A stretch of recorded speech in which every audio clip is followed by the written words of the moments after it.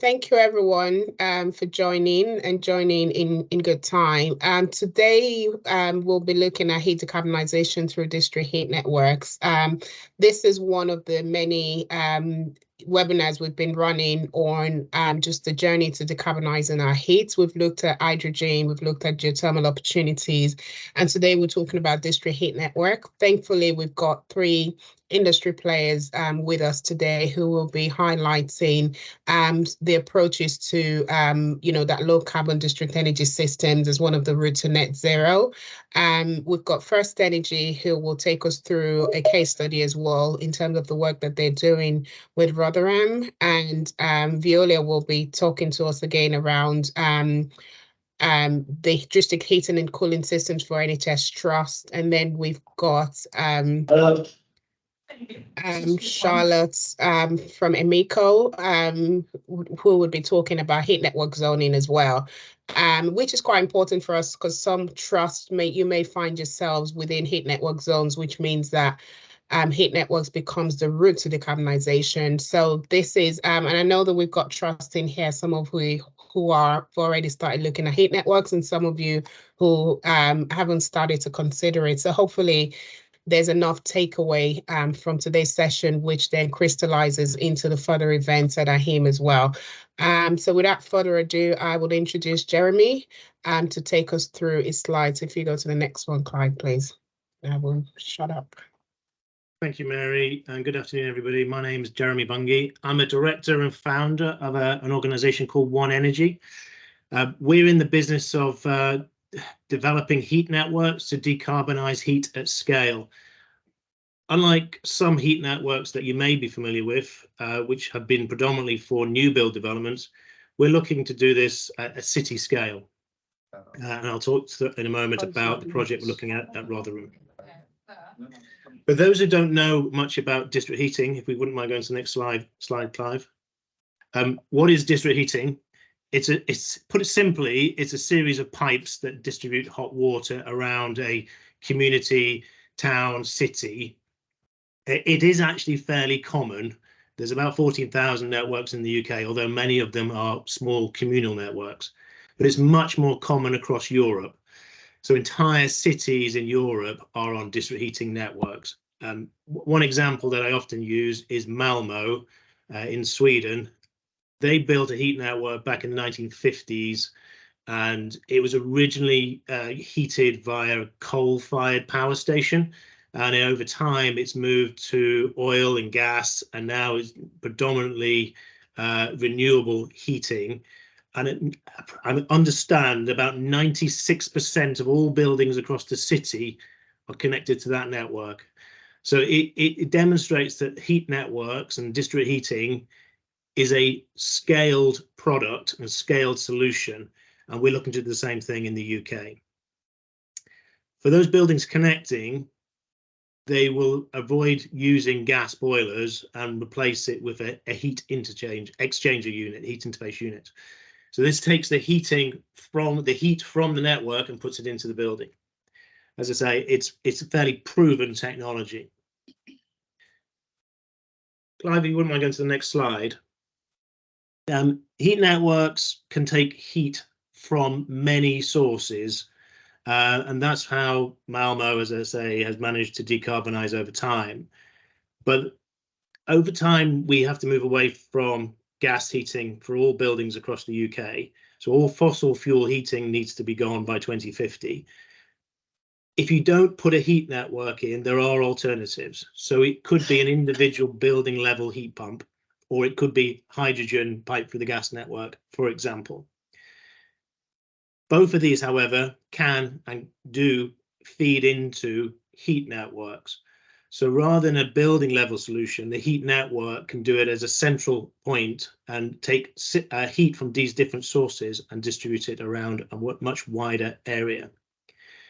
The way we look at this is as buildings move away from gas heating over the next 10 or 15 years, towns and cities need to make a decision.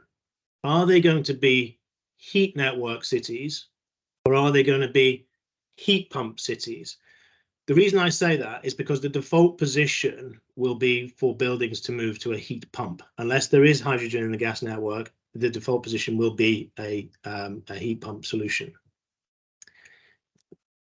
As we move down that route, as the more buildings connect to use a heat pump, the ability to roll out a heat network diminishes, because it's the demand, it's the ability to aggregate demand that makes a heat network possible.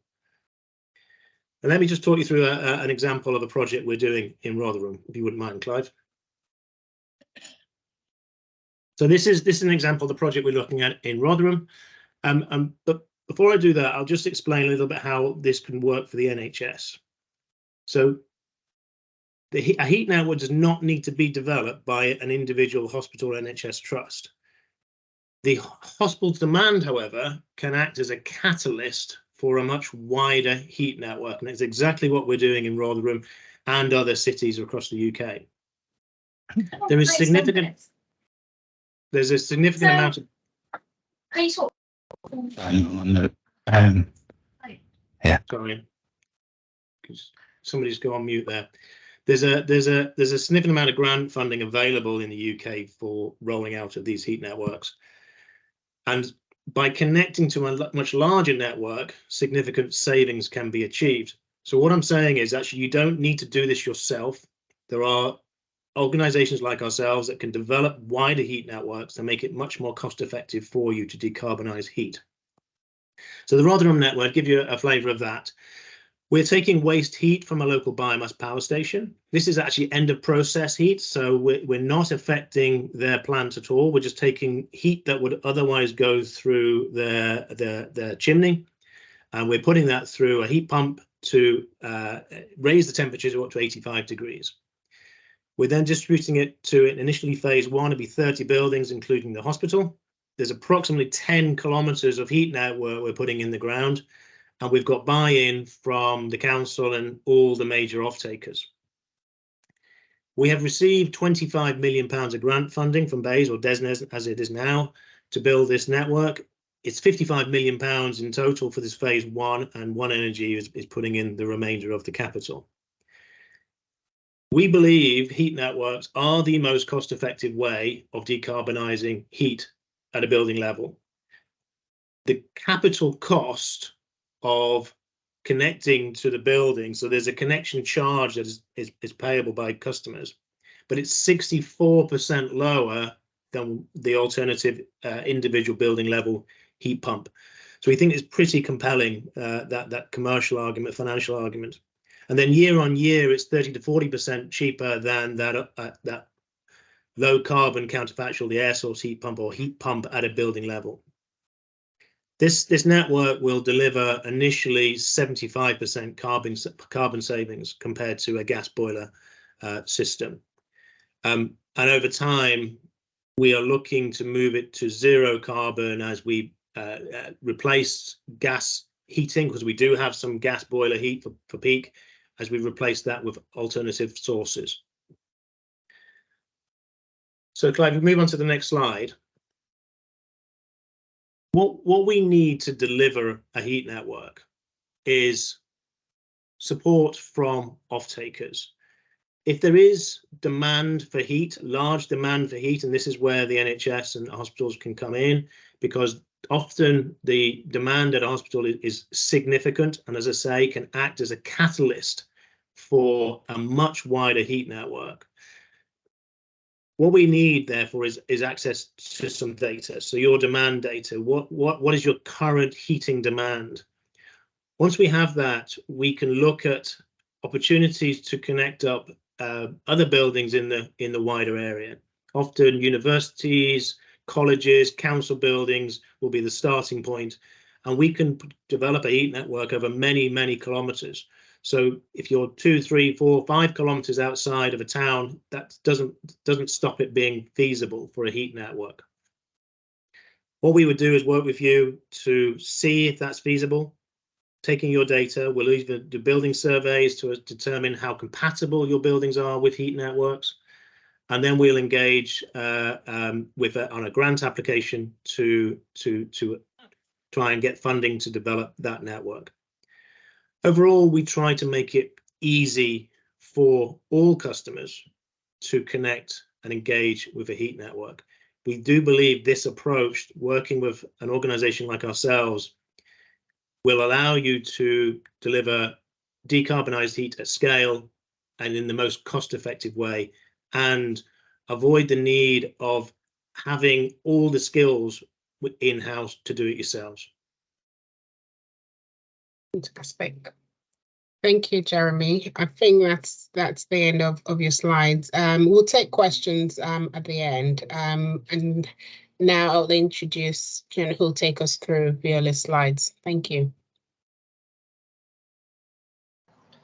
Yeah, good afternoon, everybody. Hopefully you've managed to grab a quick sandwich for this one. I'm conscious people's lunch breaks. My name's John Sanderson. I'm a business development lead for Veolia's UK business, district heating business. But today I'm representing Veolia's net zero solutions, helping industry to decarbonise. We'll go on to the first slide, please, Clive. What I've been asked to look at are some of the quick possible solutions for NHS estates with regards to district heating. And because I'm quite hungry as well. Oh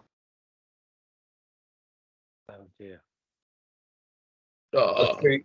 Sorry for all the food puns. And for me, the lowest hanging apples that we can have are to simply connect into an existing district heating network, which, to be honest, is rarely possible that you're going to have a district heating network passing by the front door. But where there is, I'm hopefully going to explain how you might be able to connect to that.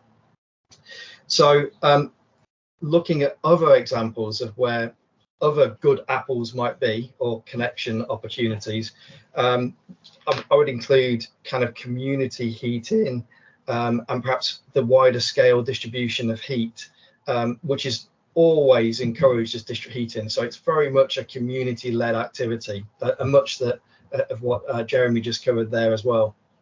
But I believe this is going to be, covered in a little more detail later on by Hemiko. So if we can move to the next slide, please, Clive. So this is kind of conventional. We're probably all familiar with the common solution of using boilers to provide heat for our hospitals. In fact, there are many existing boiler arrangements within the estates, and typically these are gas fueled.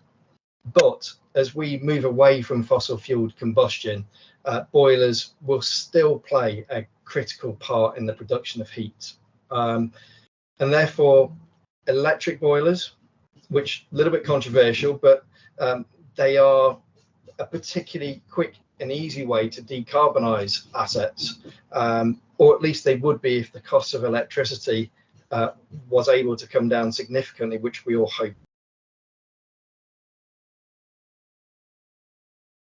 The National Grid Carbon Reduction Programme, as it continues to make progress with the implementation of wide-scale renewables.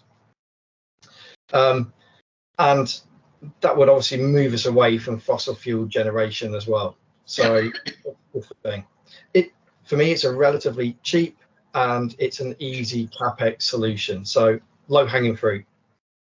But naturally, we would expect that alternatively fueled boilers will still supply hospitals, NHS estates for many years to come because of those reasons.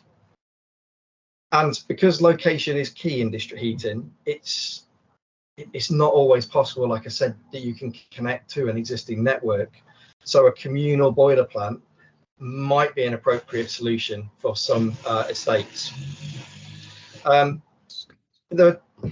There are definitely still some lower hanging fruit to decarbonise the arrangements, and with electric boilers, for instance, it would be possible to integrate renewable technologies which take natural energy from the sun, from the wind, to contribute to that electricity that's used on the generation side.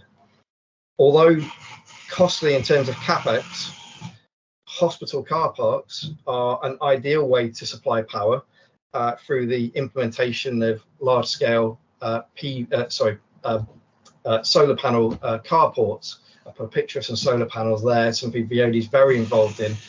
With the size of the car parks, the ability to capture the sun and use that towards the generation would be absolutely ideal.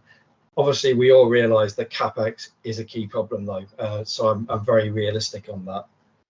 And then, of course, we have biomass boilers, biofuel solutions for boilers, including perhaps even converting some of the existing gas boilers so that they could combust biofuels instead. So moving away from a natural gas solution to a biofuel created from a biomethane or similar. Again, that could be a really quick and easy fix solution.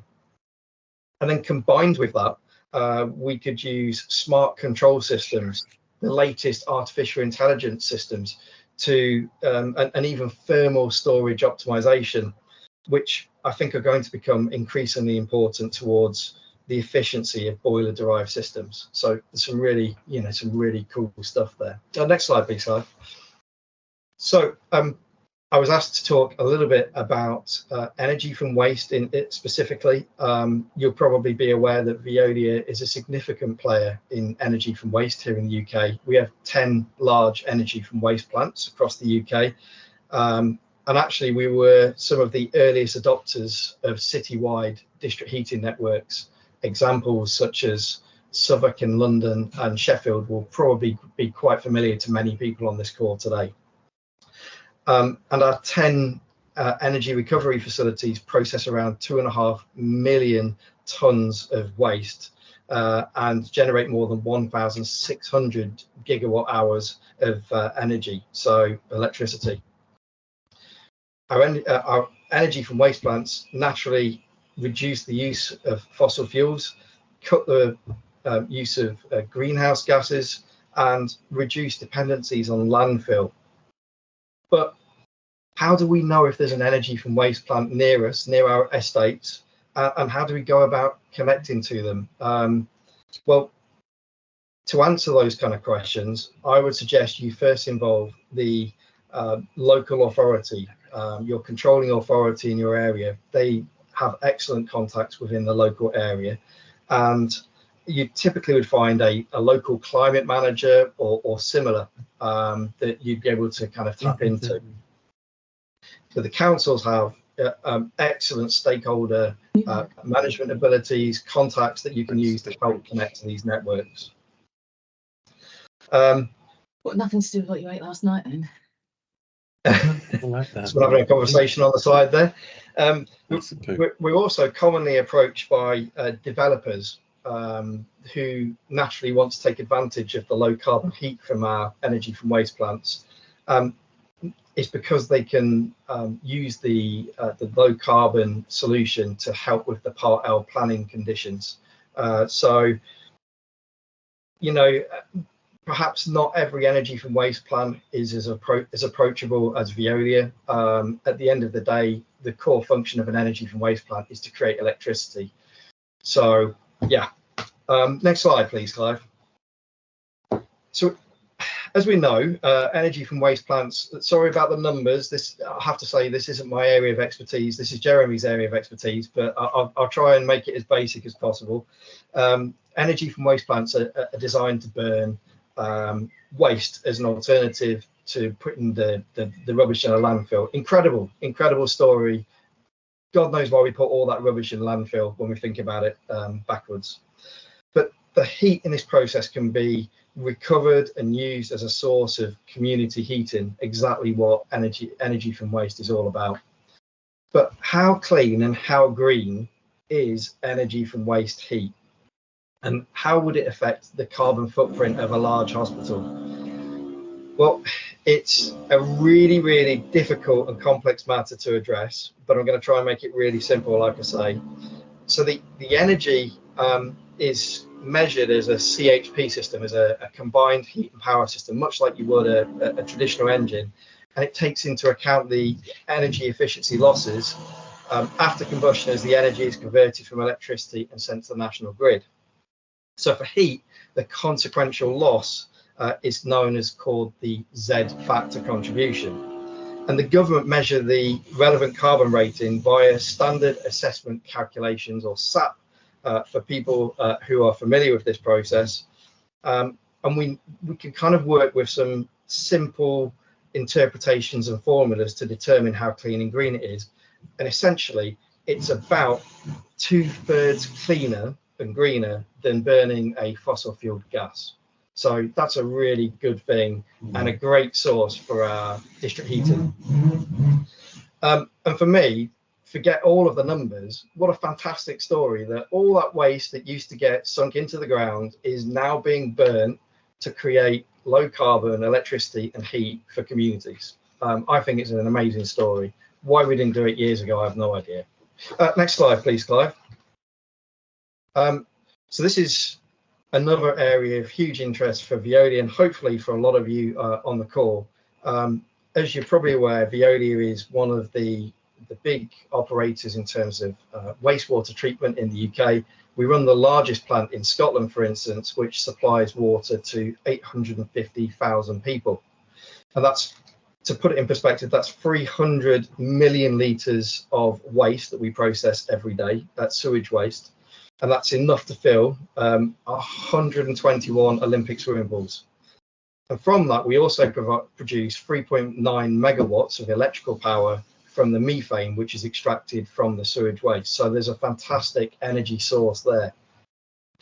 But we believe, as Veolia and many people in the district heating industry that are here today on the call, that wastewater treatment plants offer probably one of the greatest opportunities for the future of district heating, by taking some of the heat, which is naturally part of this process, and to use it for communal heating again.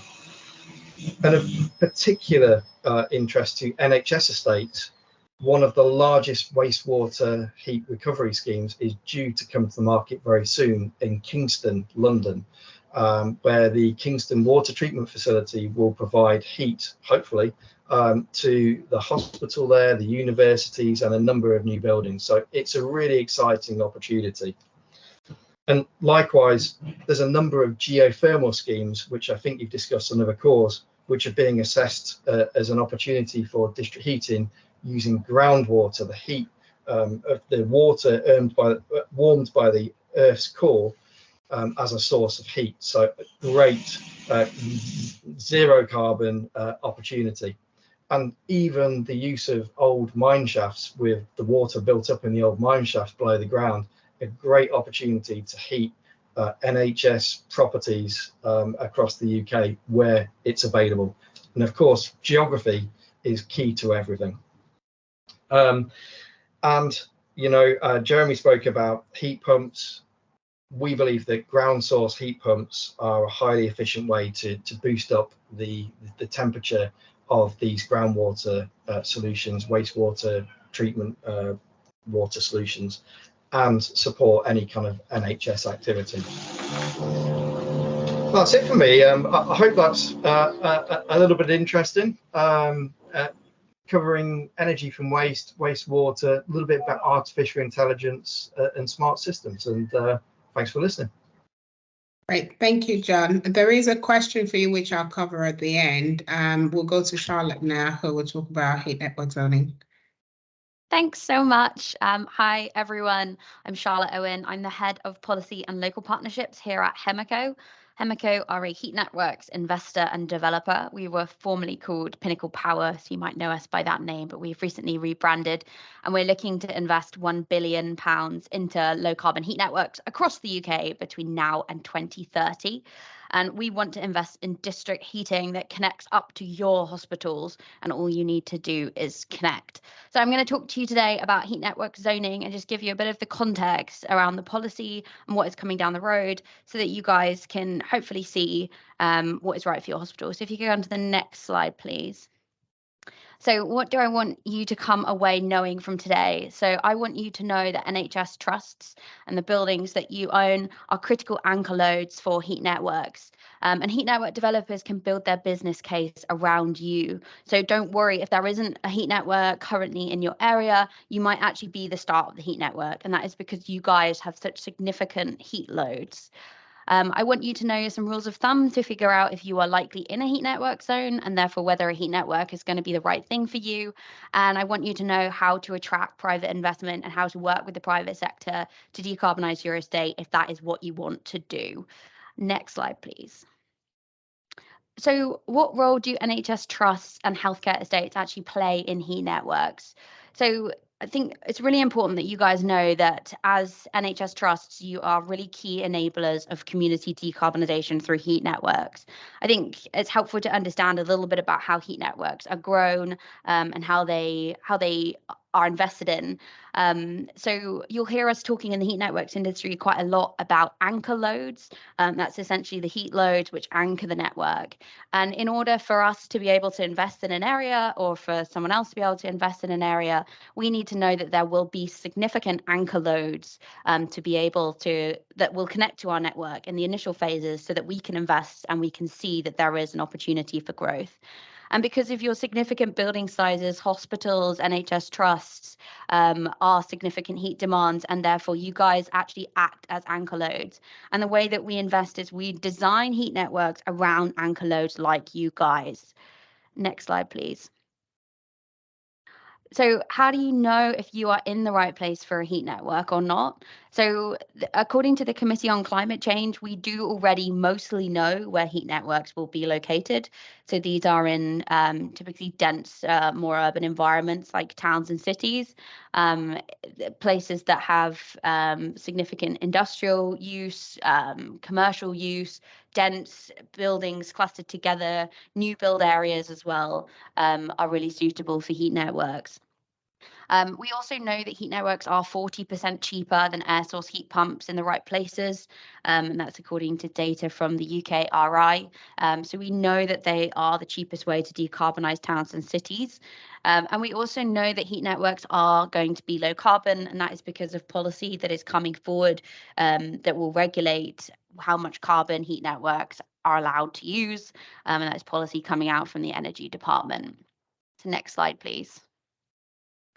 So how is the policy and legislative landscape changing? So I think this will really help you guys to figure out whether a heat network is the right thing for you or not, is to understand a little bit about what is coming down the road. So the Energy Department is introducing legislation for heat networks. This is actually currently going through the House of Commons as we speak. And this is going to do two key things. I mean, it's going to do a lot of things, but two key things for you guys to be aware of is that, first of all, it will introduce consumer protection. So there'll be protections comparable to gas and electricity. And it will also introduce heat network zoning. And heat network zoning, what it will do is mandate public sector buildings to connect to heat networks. So that could, of course, include you guys as NHS trusts. The policy could mandate you to connect to heat networks. And if you go to the next slide, I've just got a bit of a slide that shows what heat network zoning is. So in England, a heat network zone is an area where a heat network is the most cost-effective way to decarbonise heating. So what the Energy Department have done is create this model that it's using to determine where is the most cost-effective place for heat networks to grow in comparison to air source heat pumps, and that's modelling down to down to the building level. And you can see here on the right, this is a draft map of Newcastle's heat network zones. This is one of the ones that has been shared publicly. It's an earlier indication of where heat network zones might be in Newcastle. So please do not take this as kind of final policy or final decisions. And this is obviously still a pilot phase as well. But it just gives you a bit of an idea of what heat network zones might look like. So the areas in the orange are the indicative heat network zones in Newcastle. And you can see sort of just above where it says Newcastle upon Tyne on the right, there's a smaller orange cluster, and that actually has a hospital there in Newcastle. So you can see that heat network zoning is factoring in these significant heat loads that hospitals provide, and it gives you this idea of kind of what zones will look like. And so this map is going to be available, estimated kind of 2025, at least for indicative heat network zones, although the Energy Department has said it is planning to release information on where all the zones, or at least the first phase of zones, will be in 2025.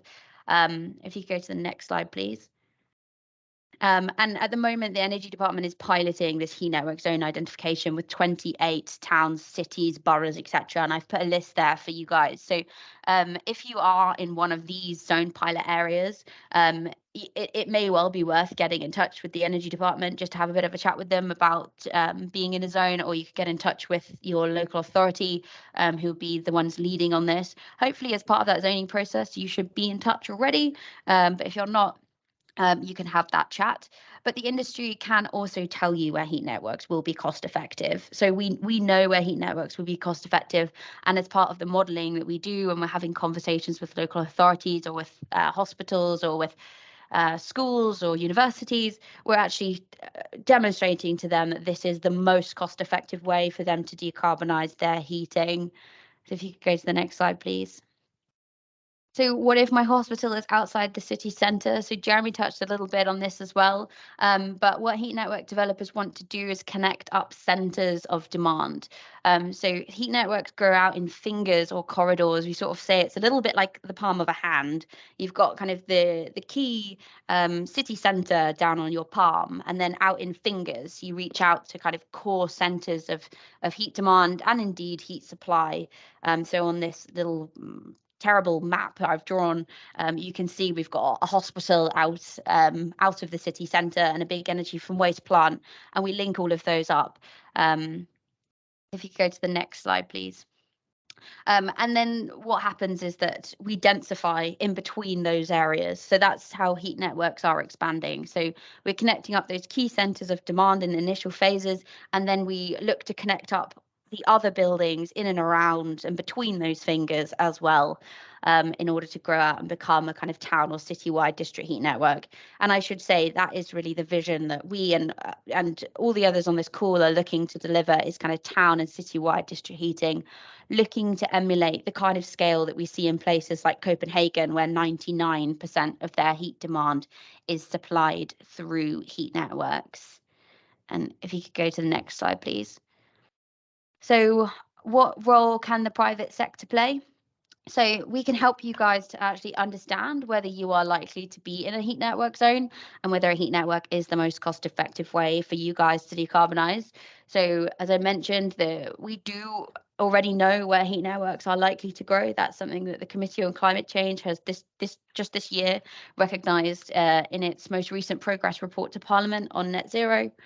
So we do know where heat networks are the most cost-effective way to decarbonise. So, I often talk to NHS trusts who say to me that, oh, I'm worried that I'm going to make the wrong choice. What if it's not the right thing for me to do? Heat networks are a really, really proven technology. They've existed for a long time. We do know where heat networks are going to be located, and we can tell you that relatively easily. And all we need to do is just kind of have a look on a map. We can give you a bit of a steer of whether you are likely to be suitable for a heat network. We can also apply for funding to make heat network connection even more cost effective for you. So there is funding, for example, the public sector decarbonisation scheme can be used to fund heat network connections. And we can actually do that application process for you, or support you to do it. We can also provide investment to decarbonise your estate. So this is obviously the really crucial part. I think for a long time, NHS trusts have felt that they actually need to be the ones investing in the heat network infrastructure, because no one else will do it.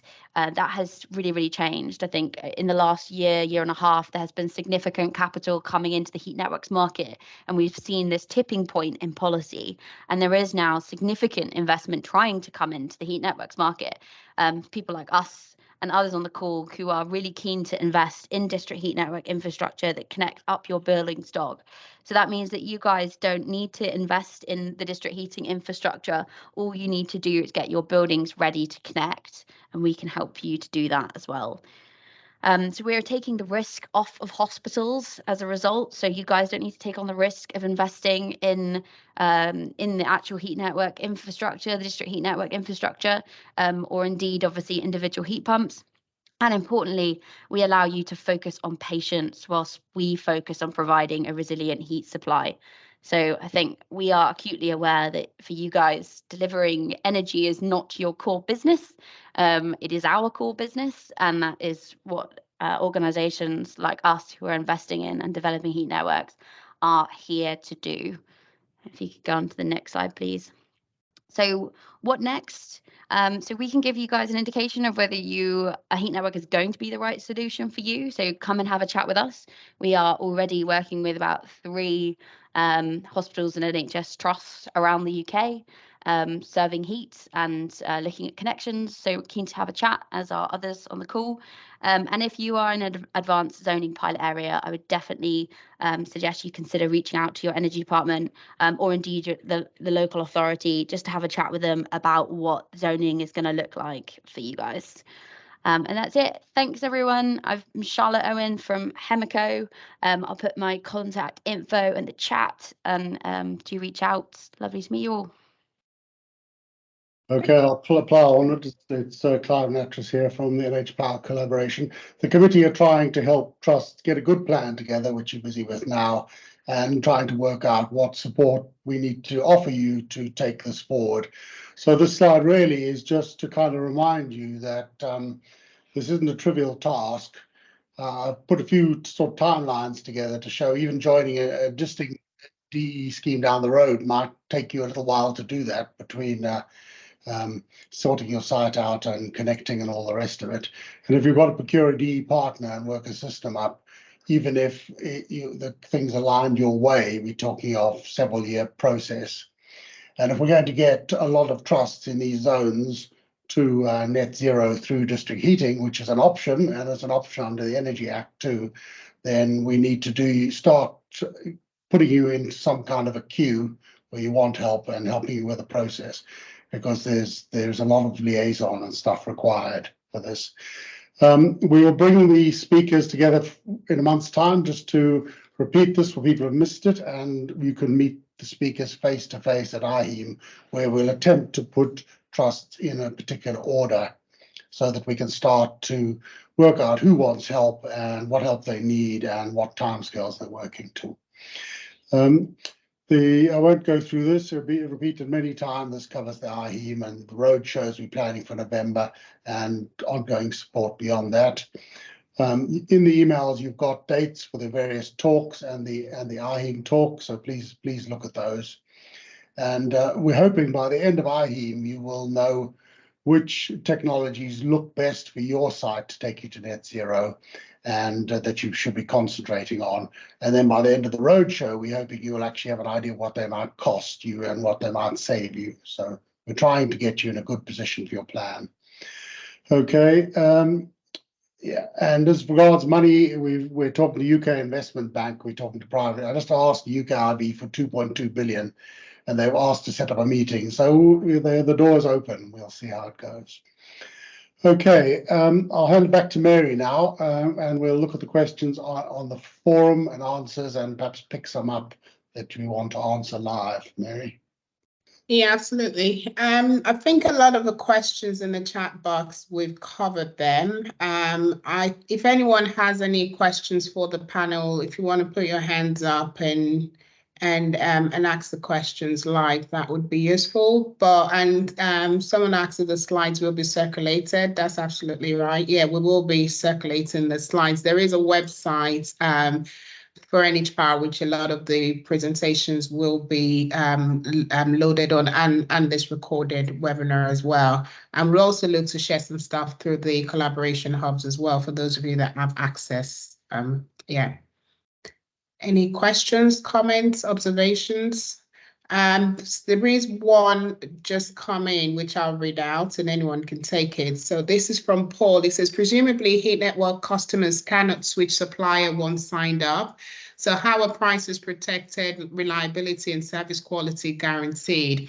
Yeah, if any of you can take that. I think Charlotte started touching on, what's going through, the legislation that's going through now, which is designed to address that. But Charlotte, do you want to cover it, and anybody else can layer on that question as well? Yeah, sure. So I think there's two things there. So swapping suppliers and price. So the swapping suppliers point is slightly trickier. So heat networks are a natural monopoly. So much like you can't pick your electricity distribution network operator, you can't choose whether you have a particular heat network operator after the heat network is in the ground. What we are looking at doing as an industry is looking at how we ensure that customers receive good outcomes and fair outcomes, considering that you cannot swap your district heat network operator. So, for example, the regulator is looking at putting in controls which say that if you are not delivering a fair standard, you can get booted off as the district network operator. We are also looking at whether we can introduce, similar to what exists in the gas and electricity networks, the opportunity for you to change your retail heat supplier.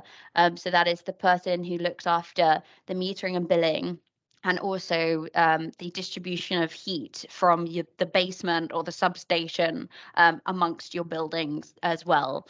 And so that there are things in the works that will look at how you can introduce choice into the market, but it will always be kind of within the context of a natural monopoly heat network market.